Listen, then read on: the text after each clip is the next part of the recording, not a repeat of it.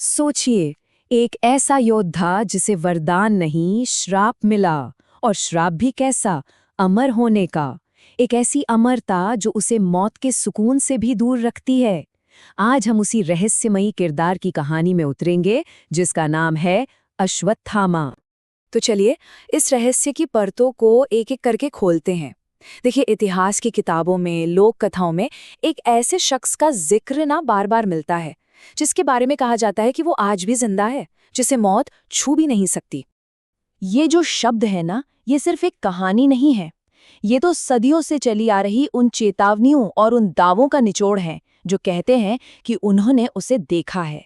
ये कहानी है एक ऐसे इंसान की जो युगों से भटक रहा है, अपने ही अतीत के बोझ के नीचे दबा हुआ। और सबसे दिलचस्प बात यह है कि ये सिर्फ सुनी सुनाई बातें नहीं हैं।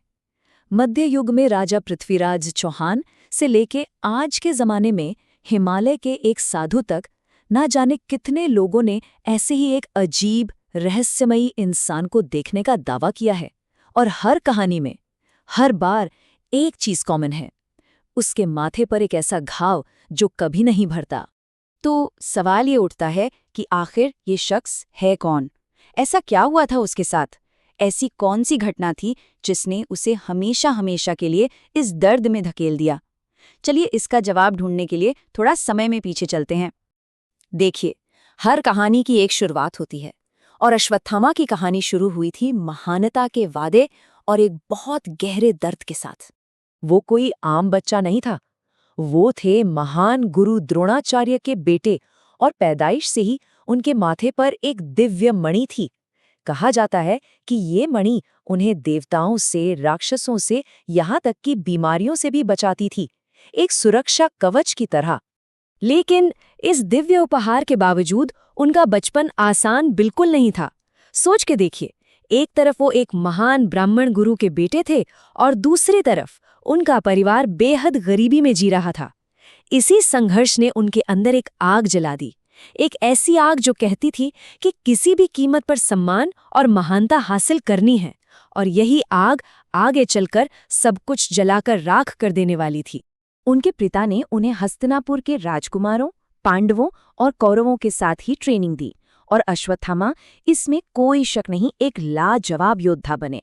लेकिन अर्जुन की प्रतिभा, उनकी काबिलियत हमेशा उनकी आंखों में चुभती थी, और बस यहीं से उनकी दोस्ती दुर्योधन से गहरी होती चली गई और उनके मन में ईर्ष्या का, जलन का बीज पड़ गया। और फिर वो घड़ी आ ही गई, महाभारत का युद्ध।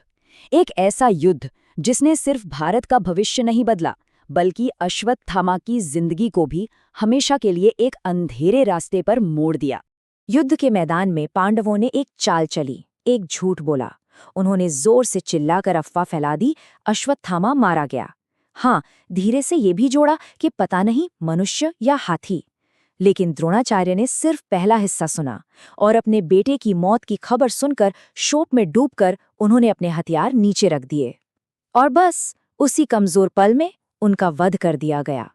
अपने पिता की इस तरह धोखे से हुई मौत ने अश्वत्थामा को अंदर तक तोड़ के रख दिया।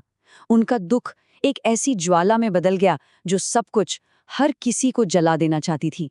अब वो सिर्फ एक योद्धा नहीं थे, वो बदले की, प्रतिशोध की एक जिंदा मशाल बन चुके थे। उसी रात अश्वत्थामा ने कुछ ऐसा किया जिसने युद्ध के सारे नियमों को, इंसानियत की हर सीमा को पार कर दिया। अंधेरे का फायदा उठाकर उसने धोखे से पांडवों के कैंप में घुसकर अपने पिता के कातिल धृष्टद्युम्न और शिखंडी को मार डाला। लेकिन उसका गुस्सा, उसका बदला यहीं शांत नहीं हुआ। उसने सोते हुए पांडवों के 5 बेगुनाह बेटों को भी मार डाला। उसे लगा कि वो पांडव है। इस भयानक अपराध के बाद अश्वत्थामा का सामना हुआ पांडवों से, और उनके साथ थे भगवान कृष्ण। और यहीं उसे वो सजा मिलने वाली थी जो शायद मौत से भी कहीं ज्यादा भयानक थी। जब उसका सामना अर्जुन से हुआ तो दोनों ने ब्रह्मास्त्र चला दिए, जो उस समय के सबसे विनाशकारी अस्त्र थे। ऋषि व्यास के कहने पर अर्जुन ने तो अपना अस्त्र वापस ले लिया, लेकिन अश्वत्थामा को उसे वापस लेना आता ही नहीं था। तो अपनी नफरत में अंधा होकर उसने उस अस्त्र की दिशा बदल दी और उसे मोड़ दिया पांडवों के आखिरी वंशज की तरफ, उत्तरा के गर्भ में पल रहे उस मासूम बच्चे की तरफ। ये क्रूरता देखकर भगवान कृष्ण क्रोध से भर गए और तब उन्होंने अश्वत्थामा को वो शाप दिया जो इतिहास में हमेशा के लिए दर्ज हो गया। उन्होंने कहा कि मौत तो एक तरह की मुक्ति होती है, एक रिहाई, और ये मुक्ति उसे कभी नहीं मिलेगी। कृष्ण ने उसके माथे से वही दिव्य मणि निकालकर फेंक दी जो पैदाइश से उसकी रक्षा कर रही थी। उसकी जगह रह गया एक गहरा घाव जो कभी नहीं भरेगा और जिससे हमेशा लहू बहता रहेगा। उसे श्राप मिला कि वो 3000 सालों तक इस धरती पर अकेला, दर्द में, पीड़ा में भटकता रहेगा। उसे ना कभी शांति नसीब होगी और ना कभी मौत। और इस तरह देखिए कहानी घूमकर वहीं आ जाती है जहां से हमने शुरू की थी, एक भटकती हुई आत्मा की कहानी। दुनिया बदल गई, बड़ी बड़ी सल्तनतें बनी और मिट गईं, लेकिन अश्वत्थामा वहीं का वहीं रह गया। तो वो जो पहाड़ों में, खंडरों में भटकता हुआ रहस्यमय इंसान है, वो कोई और नहीं बल्कि अपने ही किए गए कर्मों के जाल में फंसा अश्वत्थामा है। लेकिन कथाएं ये भी कहती हैं कि शायद ये पीड़ा हमेशा के लिए नहीं है।